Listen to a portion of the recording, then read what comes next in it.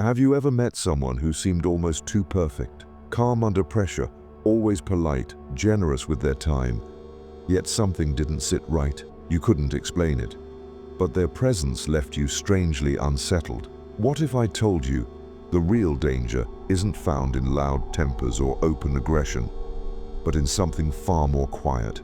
Carl Jung, one of the deepest thinkers of the modern era, warned us about a kind of person who hides in plain sight, often admired, sometimes even praised. But beneath that carefully managed exterior lies a truth most people would rather not face. We're not talking about liars, manipulators, or narcissists in the obvious sense. The person Jung warned us about the most is one we rarely suspect, because they don't act like a threat. They are calm, measured, thoughtful. In this video, we'll dive into Jung's profound insight about human nature and uncover the hidden trait that marks the truly dangerous among us. By the end, you may start to see others, and maybe even yourself, in a completely new light. And if this resonates with you, don't forget to subscribe to the Mental Dose channel and join our Telegram community. We're building something real, a space to explore the human psyche beyond surface-level advice. Let's begin. Jung believed that each of us wears a kind of psychological mask.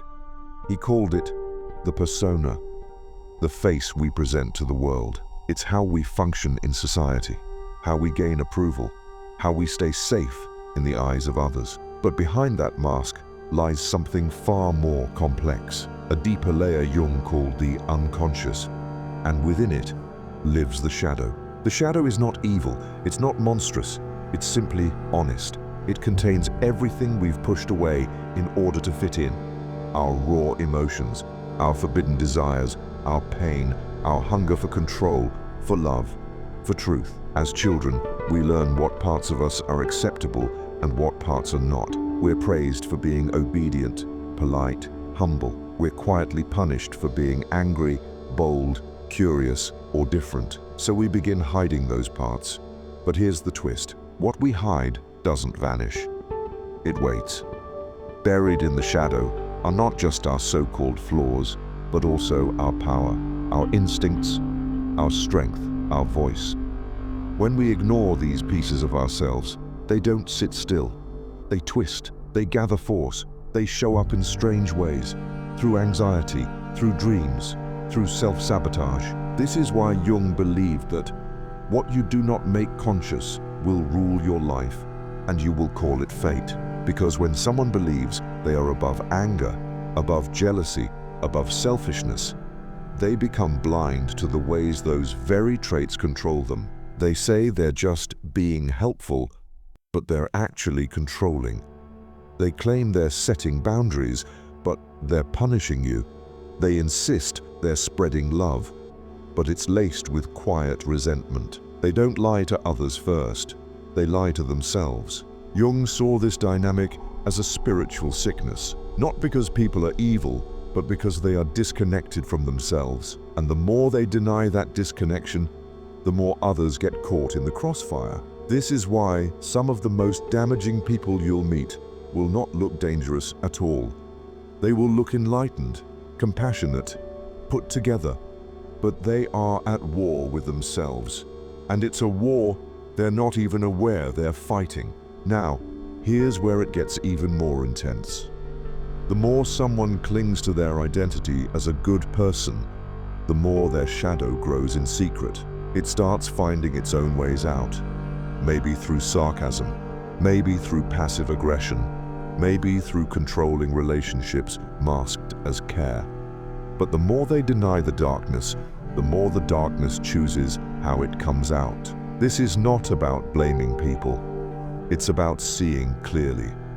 Jung never suggested we get rid of the shadow. In fact, he believed integrating it, facing it with honesty and compassion, was the key to wholeness. When we admit to ourselves, yes, I'm capable of anger. Yes, I sometimes manipulate. Yes, I have desires I don't understand. That's when we begin to grow. That's when we become trustworthy. Not because we're perfect, but because we are aware. Jung's warning wasn't about evil people. It was about people who pretend they have no darkness at all. Because when you refuse to look within, you project outward. You blame your boss, your partner, society, but you never stop to ask, what am I not seeing in myself? And this is the most dangerous person of all. The one who refuses to self-reflect.